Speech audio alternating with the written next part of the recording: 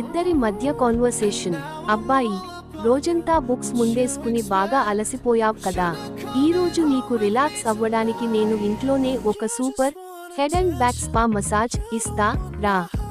అమ్మాయి, అబ్బా, నిజంగానా? ఎంత మంచివాడివి రా బాబు, త్వరగా కానివ్వు, చాలా టైర్డ్గా ఉంది. మసాజ్ చేయడం ప్రారంభించిన తర్వాత, అబ్బాయి, ఎలా ఉంది మేడం గారు? మన స్పా సర్వీస్ నచ్చిందా?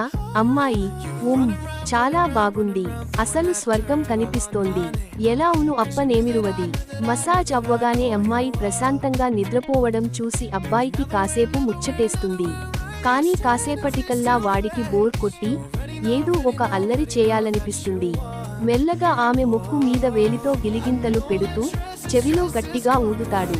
అమ్మాయి నిద్రలో సైలెంట్గా ఉంటూ, అబ్బాయి మనసులో, బోర్ కొడుతోంది, కాస్త ఫన్ చేద్దాం. గిలిగింతలు పెట్టి గాలి ఊదుతా. అమ్మాయి నిద్ర లేచి కోపంగా చూస్తుంది. అమ్మాయి, ఏమైందిరా? ఇప్పటివరకు చదువుకుని పడుకున్నాము, మంచి నిద్ర పాడు చేశావు. అబ్బాయి నవ్వుతూ తల గోక్కుంటూ, అయ్యో, నేనే కదా మసాజ్ చేసి నిద్రపుచ్చింది, అందుకే నేనే లేపా. కోపంతో అమ్మాయి దిండు తీసుకుని కొట్టడానికి వస్తుంది.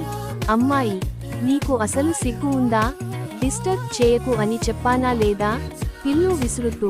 అబ్బాయి నవ్వుతూ తప్పుకుంటూ, సరే బాబోయ్ సారీ, ఇంక డిస్టర్బ్ చేయను, పడుకో.